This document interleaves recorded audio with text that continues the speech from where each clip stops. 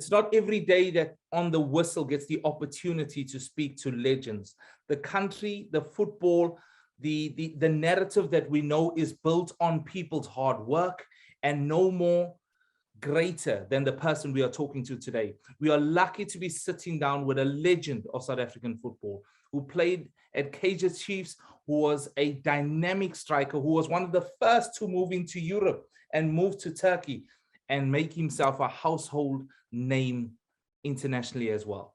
We are grateful today to be sitting down with Mr. Fani Madida. How are you today, sir? Yeah, I'm fine. Thanks for that intro, Courtney. You are making me a legend to be known by the world now. Thank you very much. I thought I have passed that time, but yeah, you are reviving the memories. Thank you so much. I'm fine. We're trying.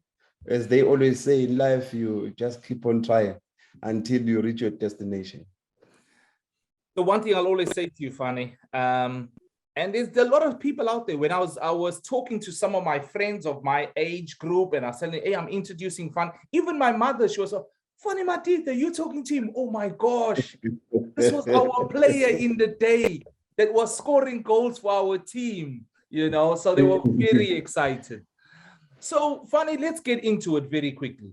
You know, what are you currently doing now in South Africa? And at the moment, I'm at Swallows Football Club. You remember the team used to be called Morocco Swallows Football Club. So now it's known as Swallows Football Club because the previous name, it comes with a lot of problems. So I was appointed technical director 2 seasons ago when the team was still playing its trade in First Division, which is NFD, National First Division here.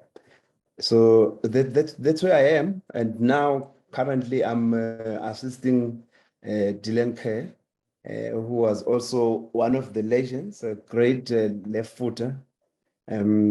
Yeah, but anyway, his team, Arcadia Shepherds, I would think that you still remember Deshi Paktawa, John Salter, Noel Cousins, and them, all those great legends. They used to play for the team, but in any event, we just used to beat them.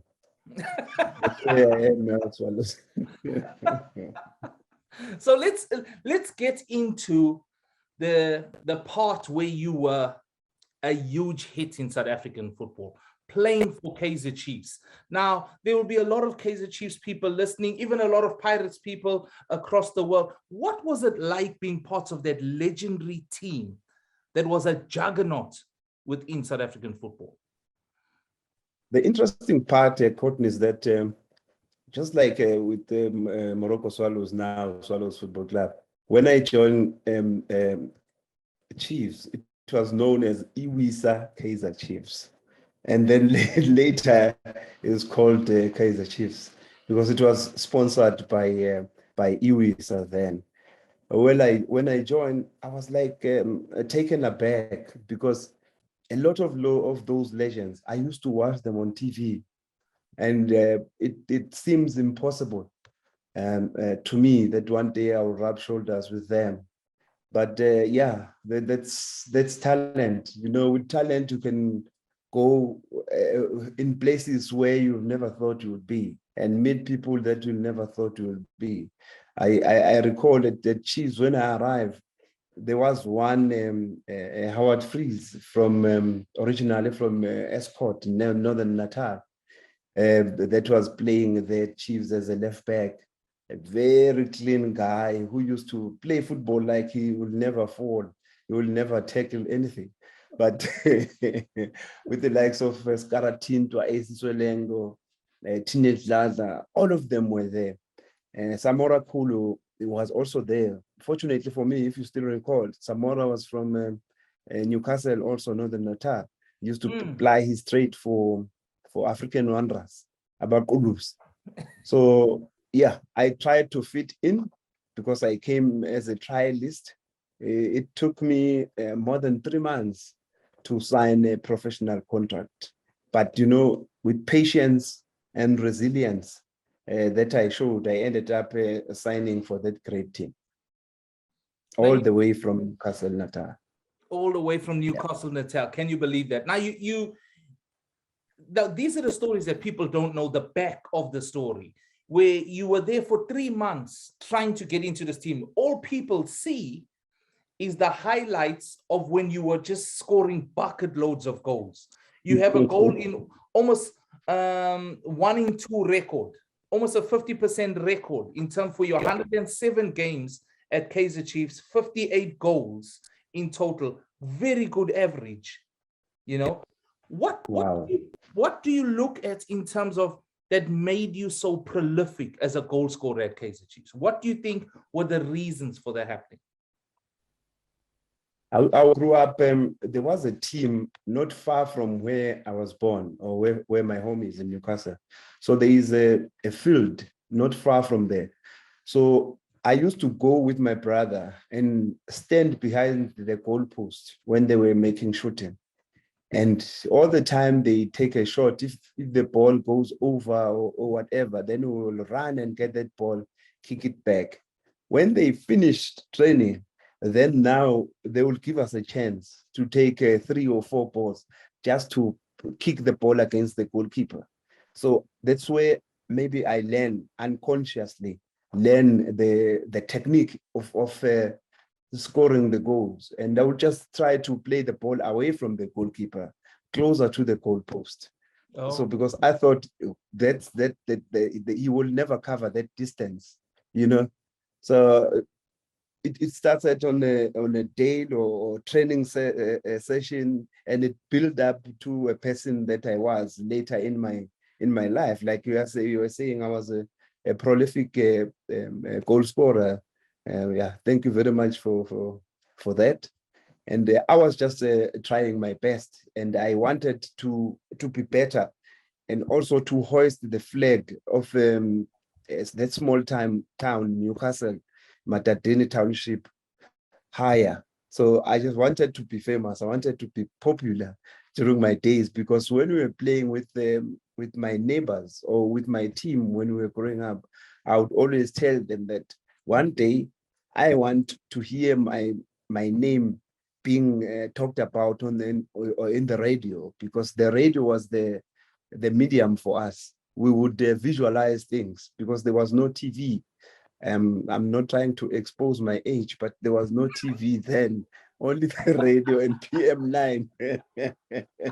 We'll listen to the likes of Kos Hatebe, Babai Zwane, those oldies, those commentators, sports commentators.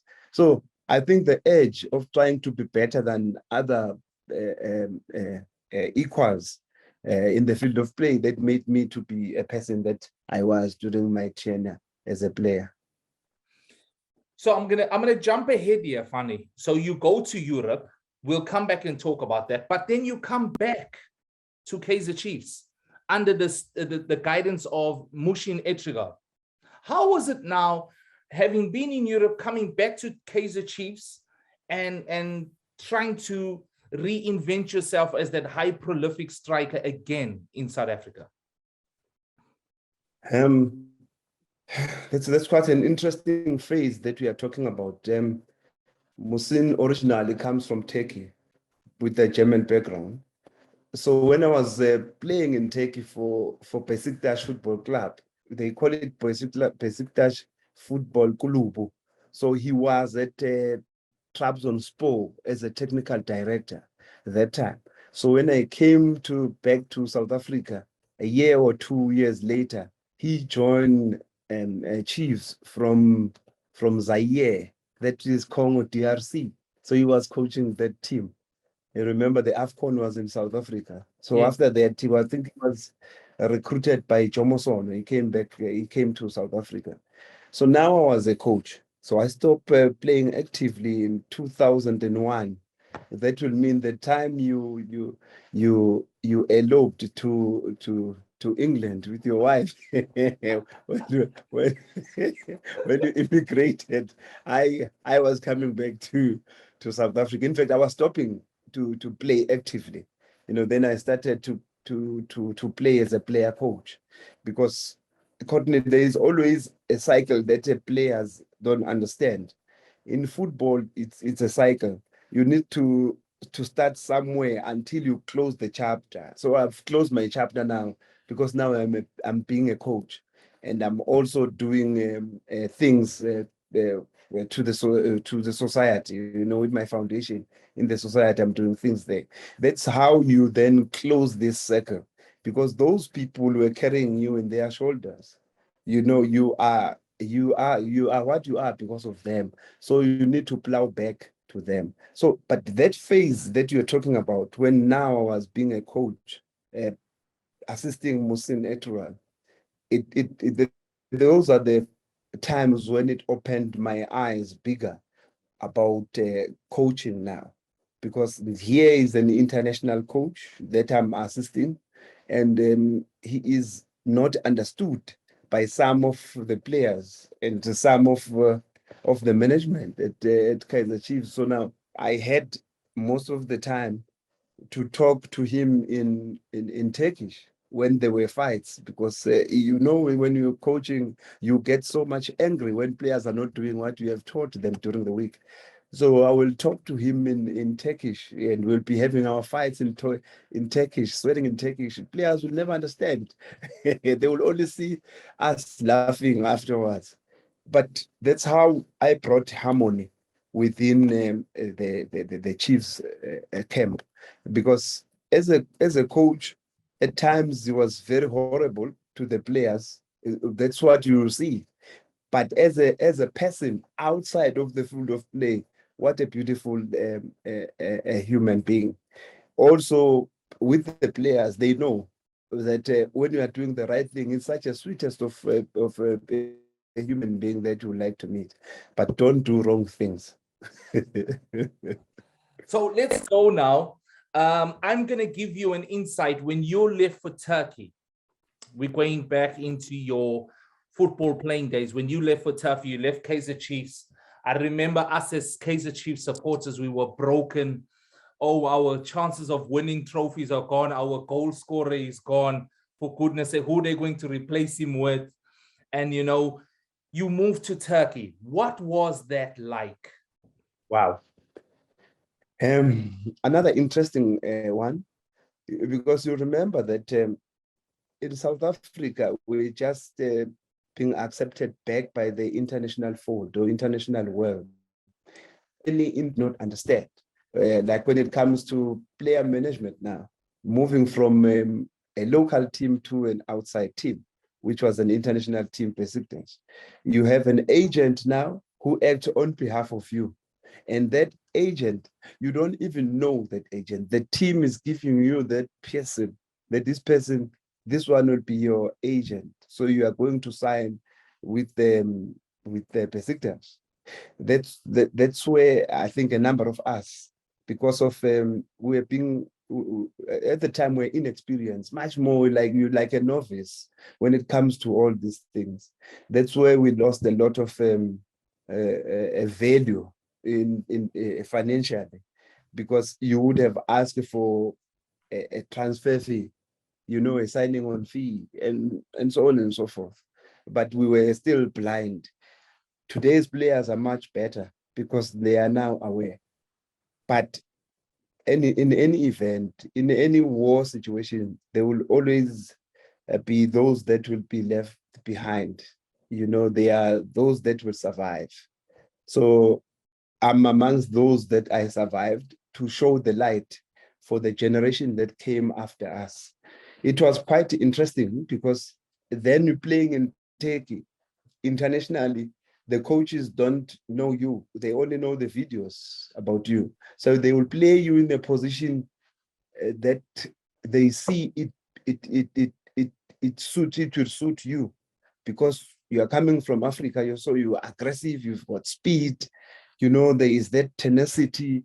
You know, you are not, you are fearless, you know. So from being a striker, an out and out striker, or 10 or 10 and striker position, then I play now as a as a right back, because when I arrived, the first coach my first coach was an Englishman, Gordon Milner. He's late now, may his soul rest in peace. So he was the first one that coached me in Turkey. So he liked the speed that I had and the strength going up and down on the line. So I was the one that was a giver. Whereas in South Africa, I was the one that was receiving. I was the recipient. So this time around, I was never a recipient. I had to supply the strikers. That's the change. So the question that you've just asked, it's quite interesting, because in South Africa, they didn't understand these dynamics. When I came back to play for the national team with Augusto Parashos as the coach, when he played me as a wing back, they didn't understand it. But that's where I excelled. In Turkey, that's where I excelled, because I had a strength also then of coming inside. If the ball is not playing on my side, it is playing on the left-hand side, I will come in and score goals. And for me, having an opportunity to play a derby against Fenerbahce and Galatasaray earlier in my years in Turkey, and I scored important goals playing in the derby. That's why my name is forever in the football lover in Turkey. If you say you're from South Africa, they will always ask you, Fani Madida, you know him. So Fani, let me understand this, right? Because as I said, and I didn't know this now you're telling me stuff, and this is why we have these conversations with legends. You left South Africa as a striker, scoring bucket loads of goals. You get to Turkey, the late Gordon Milner plays you as a right back. Right wing. I look at your games to goals ratio, and I was thinking, how does someone so prolific as a striker not score so much? But you were playing as a right back. That is even now, that's a lot of goals for a right back. 75 games, 16 goals. You're right if you say right back, because at times we were playing with a three-man line defense. So that means you have to play as a right wing back, So you play half defense, half midfield, and half striker. But because of my endurance capacity that I had and the determination, that I wanted to play, I wanted to show them what South Africa is all about. So I had to sell our country, because remember, I was an ambassador. That's why then later, other players also were recruited into Turkey. Guys like the late Shuz Musheu, Ace Kuse, Tebogo Muloi, Steve Komphela himself, Helman Mkelele, Alfred Piri, Lebogang Murula, even Kone Ngole, who played for Cosmos in South Africa. Then later he went to Turkey. So quite a number of them. I think I did open the doors for them. One thing I'll tell you about Lebogang Morula, about Tanum Kashel, about that team, Jomo Cosmos. So, this is a fascinating thing you said, because if you look at the world's greatest right back at the moment, or wing back, let's use the term wing back, who is Trent Alexander-Arnold, right? He doesn't have your figures. He doesn't have them. So I think, yeah, I think the background, the background that I gave you before, staying behind the goalpost, people kicking the ball, running after the ball, it was a training on its own, because you will run. There's nothing that is faster than the ball. So when you are young, you try to be faster than the ball. So unintentional training. So Fani, you in Turkey, you're in Beşiktaş, you're doing well, but then you move to Antalyaspor. Antalyaspor. Yes, you play there, but then your goal scoring record is even better. Were you playing the same position? No, Antalyaspor, I was much more of an all-rounder, but much more with the position up front, either as a right wing or as an out and out striker or number 10, playing on the right hand side or on the left hand side. It was because of I think the application of the tactics that the coach were, and also with a bit of a tenacity. I was not a bad player in terms of thinking, when in the field of play. So I think the coaches liked that I will definitely try and give up my best in the field of play. So this is quite shocking news. It's not every day you hear that one of the country's best strikers goes and start playing wing back in another country and then doing so exceptionally well. But then you come back into South Africa, as you said, you come to South Africa during a time to now start the second phase within football, the coaching side. Did you always think you'd go into coaching? Oh, yes. The interesting thing is, when I was, let me tell you the secret. When I was in Turkey, it was like I was in Gauteng, like in Joburg, where everything is happening. Then you had Steve Komphela and Tebogo Moloi in Turkey. They were in a player like Free State, Smolayana town. And then, oh my gosh, I can't remember. I can't remember when last I heard that word, kwakwa. We used to go and play there against Free State Stars. Oh my gosh. Exactly. And then you had Shoes Musheu and Ace Kuse playing for Kenişlebeli in Ankara. So before these Ankara boys came to take, I would always invite Tebogo Moloi and Steve Komphela to come on weekends when there is an international week, because we didn't know about the international week then. International week, I would invite them to come to my place to visit me. And then we will sit down and show them the Eurosport, because they didn't know about all these channels, so they didn't know about this channel. So Eurosport, then I will show them, hey, look at the training, because I will then record the training sessions for AC Milan was the team back then.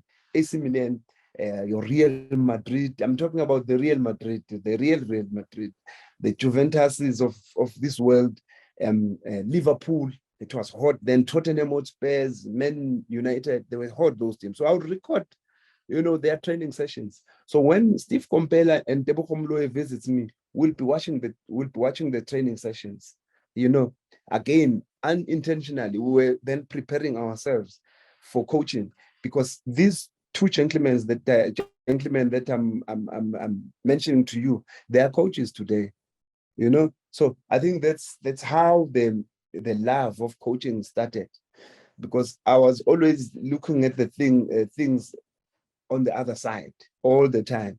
What about the coach? Why is he making us to do this and that training session in the field of play? And some of those sessions, still today, I still have them on my archives, written in black ball pen, So I prepared myself long time ago to be a coach. You're talking about Tebogo Moloi, who is another legend like Steve. I played with Tebogo at Rangers.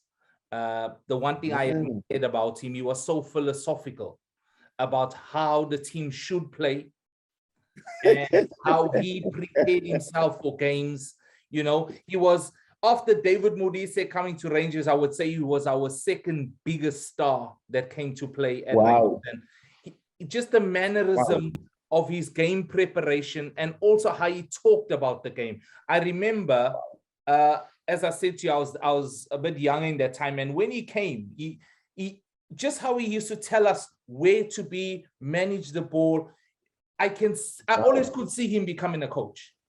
Wow. I always could see. Now, this was a player at the time, huge success. But just how he spoke to, there were youngsters in the team, myself, Mohammed Bamji, Redlin, and myself.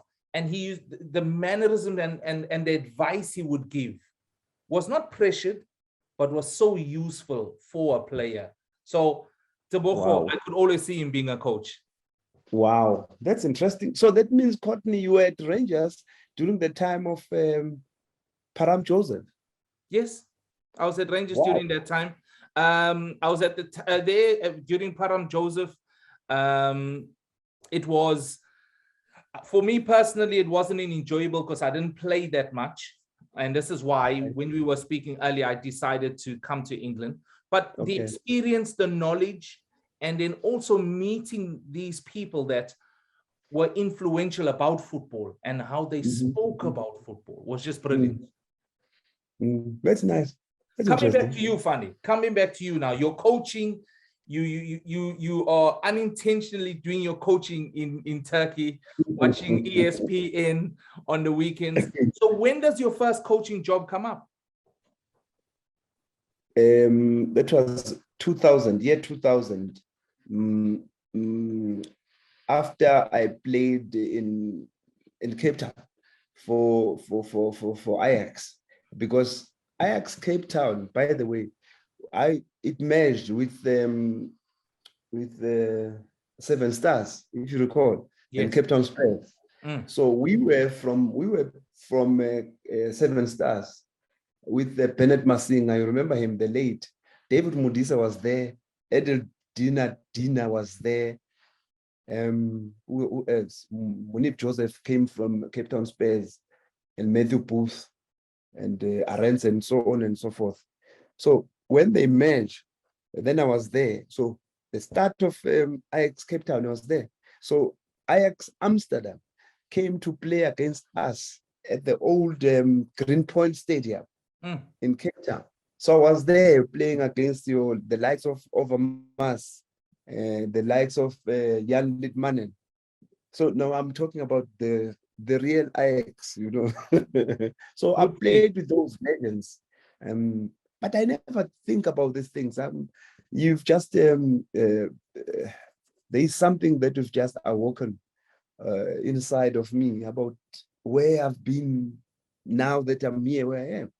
Because I played with the greatest of players. I mean, even Rijkaard came when we were launching Ajax Cape Town.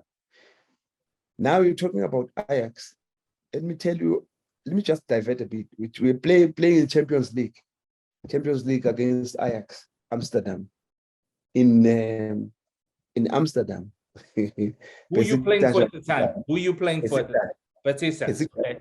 Yeah, Champions League now. Courtney, we were playing well, and then all of a sudden they started boom, boom, and then they stopped. Then we were busy. We scored one goal. Shifo Mehmet, the guy, later he was the manager of Turkish national team. We ended up with we finished the score 2-1. Then they came to Turkey during the week. So the Champions League games in Turkey, they are special. The atmosphere is special. Special. So they came there. They're on the bench. It's what's the national team coach now? Or in Holland? He was the coach of Man United. Man United, yes. What's the name? I'll find it. Give me a second. Louis van Gaal. Louis van Gaal. So he was the coach.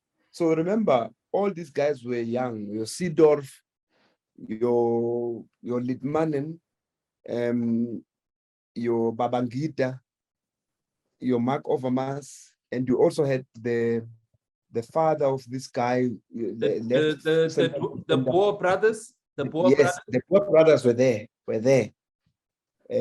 So we played. You know, the way they were playing, it was like you are looking at the machine, and this machine is just synchronizing.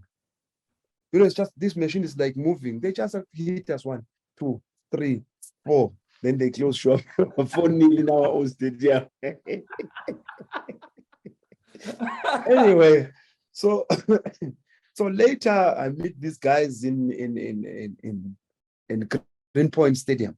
Now the launch now of Ajax. So from those games, after I think a year later or two, then I retired.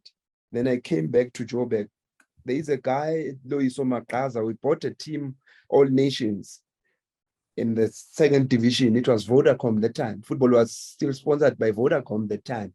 Now that is known ABC Mutsipe League. So now I then played as a player and also as a coach. That's how I started my coaching journey. But prior to that, I was also helping the under 14s, under 12s, because when you go to coaching, you need to know the basics first before you tell the players, hey, I used to play like this. Why are you not playing like that? Now we are wrong already. You are off ramping. That's not coaching. They are not you. You are yourself, and they are individuals all by themselves. So, but that's how I started coaching. It was always awesome to coach because you are imparting the knowledge that you have learned throughout the years. Fani Madida, once again, thank you so much. And to our listeners out there, we'll be sharing this podcast very soon. Please listen to all our podcasts on OTW_podcast on the whistle. Subscribe, give us your thoughts. Tell us what you thought of our latest podcast. We do this for you, our fans. Fani Madida, thank you very much, sir.